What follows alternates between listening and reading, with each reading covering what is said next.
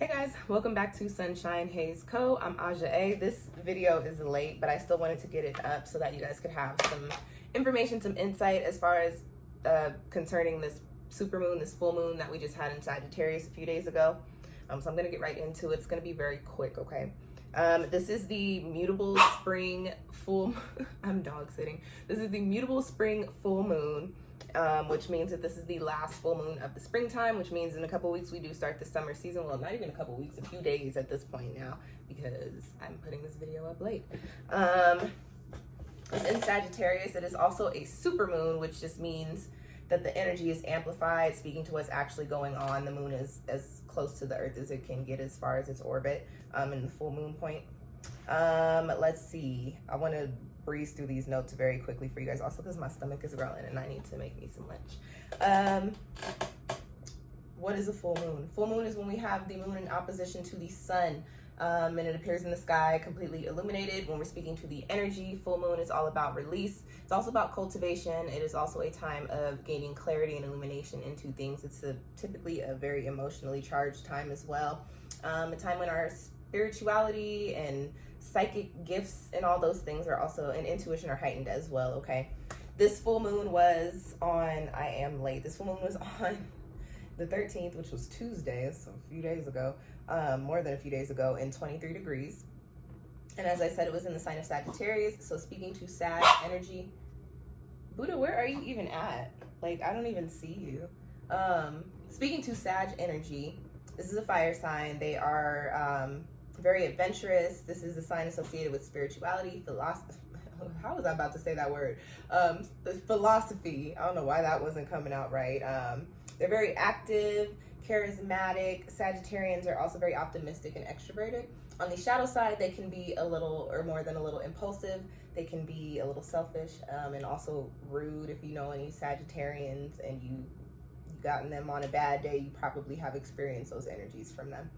As far as the energy for this moon is concerned, overall, we're Buddha.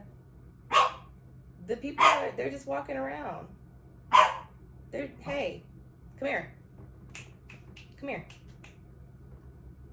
Dad, come here. Come on. Come here.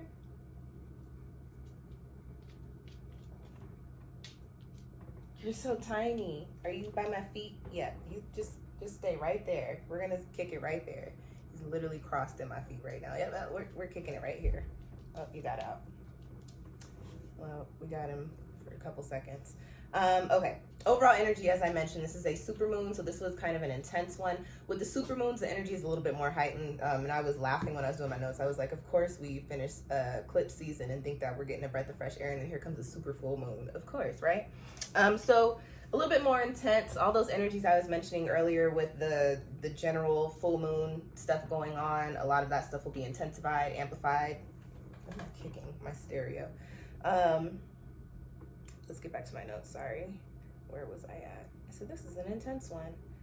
With the Sagittarius energy, we are, with this full moon, going to be feeling this need to really cultivate the adventures that we want to take. Especially coming off of eclipse season, there was a lot of changes being made for us, whether we were ready or prepared for them or not. And so now that we've gone through these cycles, gone through these changes, gone and come to these realizations, that's another thing for this full moon. A lot of epiphanies, realizations coming in, coming with perspective and philosophy, as I said, with that Sagittarian energy. But with us coming off of eclipse season and all of these changes happening, and now that we have a little bit of a different perspective, we're moving into the space of wanting to start taking steps toward the new things that we have been manifesting for ourselves. Also seeing things in a positive light as far as coming off of those changes in eclipse season. I really wanted to I'm like, why am I looking at my notes so much? Because I remember there was something that I wanted to talk about. There's an aspect that happened with this moon, which formed what's called a little tiny or a small learning triangle, which encompasses a square, a semi-sextile, or a semi-sextile. I say semi, so semi-sextile and, did I say square, sextile, and a semi-sextile. As far as the energy is concerned, it's kind of like a 3-step process, definitely gaining perspective, gaining some solutions, and also some growth by way of the aspects of each side of this triangle, so to speak. The first aspect that we have is the full moon making a square, the full moon in Sagittarius making a square to Neptune in Pisces. So this does bring a little bit of confusion, a lot of emotions around this, a lot of things getting muddied up in those Pisces, confusing Pisces waters. Also, a little bit of questioning yourself and questioning the things around you. Not necessarily as far as like, am I good enough or is this good enough? But looking at, is this what I need? Is this what I should be doing? Is this where I should be putting my energy? Coming up with that square to Neptune with the moon. But there's also, because Pisces in Neptune is at home, and that is a big, major spiritual alignment energy, there is this feeling of being in tune and being completely aligned, even with all of the questions that you're starting to have about the situations and the energies that you're involved in. The next part of that small learning triangle is the full moon making a sextile to Saturn in Aquarius. So this portion brings up our foundations, and with the, you know, the mental process and the emotional process of that first step with that square, then you move into the next step of progression, and learning lessons with foundations, solidifying, processing those emotions, and also just a general feeling of taking on more responsibility and being more responsible in our efforts toward our endeavors, right? And then the last part of that triangle is the semi-sextile between Saturn in Aquarius and Neptune in Pisces. And so this is a very introspective energy, giving us, lending this energy to reworking our vision, reworking our goals, and the process of how we're going to get to those new things that we're wanting to manifest.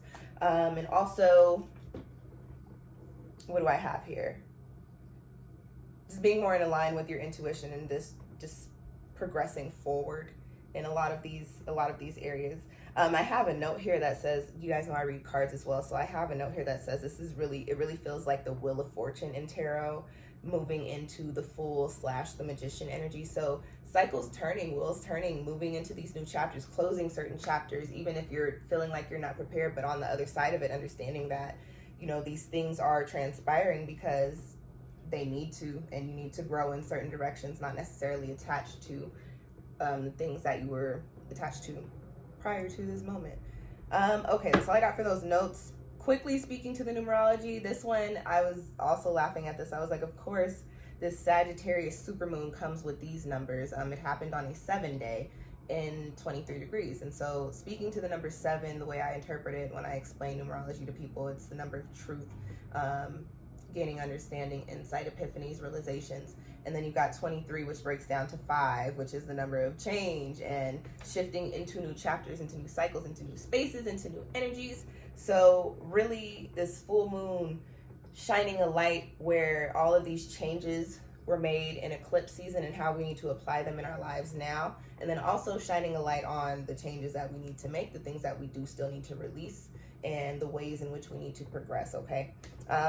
If you have missed your ritual, what I would like to say is take a look at what the moon is doing when you sit down to do it, and incorporate the current moon's energy with what I am about to tell you. For this particular moon, it's a fire moon, so obviously you don't want to go light yourself on fire, but I do like to go get out in the sun. So I did sit outside when I did my rituals. Well, actually, I didn't. I sat outside and did some like stretching. I did my rituals inside. I was just about to lie to y'all, but you could go outside. Y'all could do what I was about to say, even though it was going to be a lie. What else? I like to work with, when I write my intentions, I like to write them with the colors associated with the sign that I'm working with. Sagittarius is purple and like yellow and goldish colors. So I write with those colors. I write them on like a yellow piece of paper, even though this looks like green, this is highlighted yellow. I wrote them on a note card, and then I burn them. Make sure when you burn, that there's the fire energy. When you burn your intentions, that you're doing it safely. Do not set your house on fire and then be like, oh, I watched a SunshinehazeCo video, so like, it's her fault. It's not. Be safe, please. You can work with stones, Sagittarius stones. I just like to hold my stones while I say my intentions, and I'll wear them around for a couple of days or carry them around for a couple of days. Sagittarius stones that I have written down here, what do I have?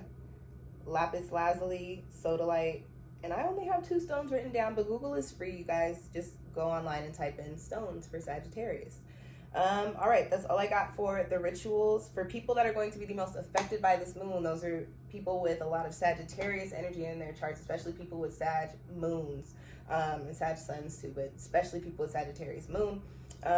People with a lot of fire in their charts, a lot of mutable energy, a lot of 9th house energy if your chart is ruled by the 9th house. If you've got a lot of 23-degree placements, this is a moon for you as well. Also, you can look at where you have these placements that I just called out in your chart and expect some change and some shifts to be happening there, okay?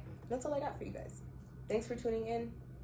I'll try to be more on time with the other one. I will be more on time with the other ones. I haven't sat down to record my summer videos, so after I do that, all these videos will go up on time. Thank you for tuning in. If you enjoyed this video, do me a favor, give me a little thumbs up sign, hit the subscribe button if you're not already subscribed so you can keep up with my free astrological content and all my free readings and all of the things, spiritual and mental wellness and holistic health, all the things.